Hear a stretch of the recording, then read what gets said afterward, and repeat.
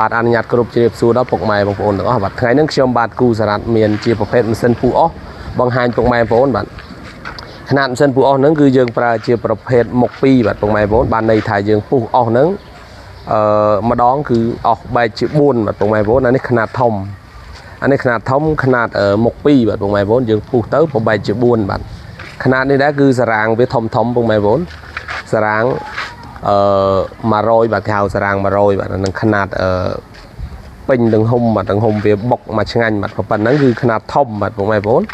ពួកដៃវិជាគឺយើងប្រើដៃជាធំពុកម៉ែបងប្អូនវាអត់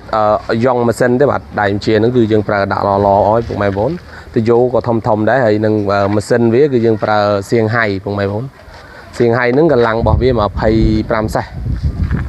បាទទស្សនាមួយទៀតបាទមួយទៀតហ្នឹងគឺຂະຫນាតប៉ិនគ្នាទេពុកម៉ែបងប្អូនຂະຫນាត2ហ្នឹងគឺប៉ិនគ្នាប៉ុន្តែយើងប្រើជាប្រភេទក្បិតមុខ1ពុកម៉ែបងប្អូនប្រភេទនេះគឺសារ៉ាងវា100លីដូចគ្នាបាទ100លីហ្នឹងគឺយើងបើយើងគិតទៅវាមកទឹកបាទពុកម៉ែបងប្អូនមកទឹកຂະຫນាតធំបាទຂະຫນាតធំរូបរាងបូមរូបរាងអីគឺដូចគ្នាទាំងអស់ពុកម៉ែបងប្អូនយើងប្រើកាប់លុនប្រភេទហ្នឹងគឺយើងប្រើកាប់លុនធុងប្រេងរបស់វាចំណោះបាន90លីត្រពុកម៉ែបងប្អូនកដៅមុំអត់ធ្វើស៊ីវាចាញ់ទេបាទពួក90លីត្រវាច្រើនពុកម៉ែបងប្អូនម៉ាស៊ីនអីគឺដូចគ្នាទាំងអស់បាទ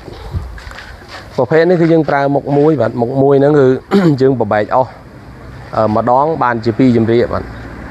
តែຂະຫນាតធំដូចគ្នាពុកម៉ែបងប្អូនអាចវាយអស់បានតដល់6 7ទឹកបាទអត់អីទេបាទ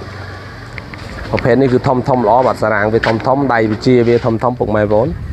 មានពុកម៉ែបងប្អូនណាតម្រូវការអាចតាក់ទងមកបានបាទចង់កំងបាទຂະຫນាតធំຂະຫນាតទូចអីគឺមានគ្រប់បាទខ្ញុំបាទគូសារ៉ាត់អត់មានអីច្រើនទេបាទសូមអរគុណ